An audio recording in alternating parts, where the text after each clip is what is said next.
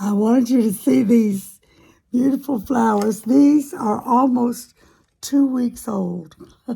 I got these kind. I'm not sure what you call these, but they're everywhere. But I got them at Kroger's, and they last almost 2 weeks. You put that powder that comes with them in the vase, and don't cram them up too tight, and change the water occasionally, and cut off the ends occasionally. And the roses that I got at Sprouts are beginning to fade, but they've lasted over a week too. It's a blessing to have beautiful things in your home, and I have a lot of artificial, I would say, silk flowers. I bought this jacket the other day at Goodwill because I love velvet and I love color, and this was $5.99 from Casual Corner. And I remember Casual Corner as being a nice store. It didn't look as if it had ever been worn.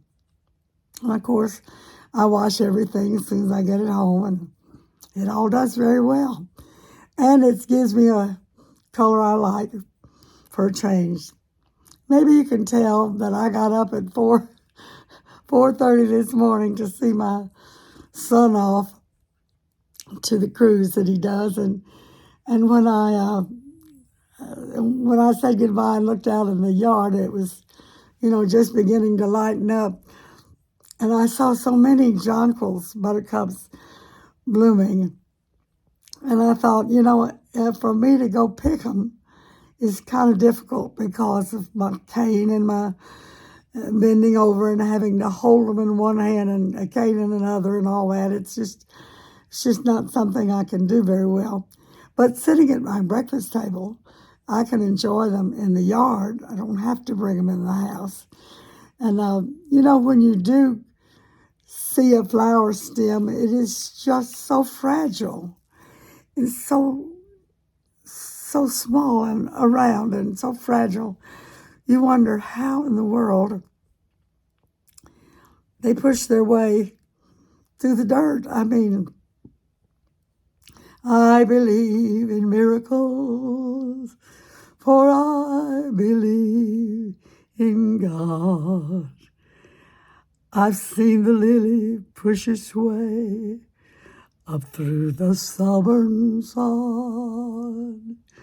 I believe in miracles, for I believe in God. Well, that's not good singing, but it sure is good theology.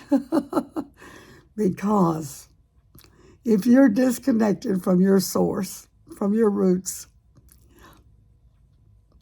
you're going to die without that source. You take those flowers out of the ground, even if you put water and supplement and all of that with them, they're going to eventually die and crumble into nothingness because they're separated from their roots. If you're a Christian, you don't ever want to be separated from your roots. Never separate yourself from God.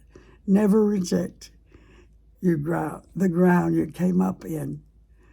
And that, I hope, is your good Lord and Savior, Jesus Christ. God bless you today.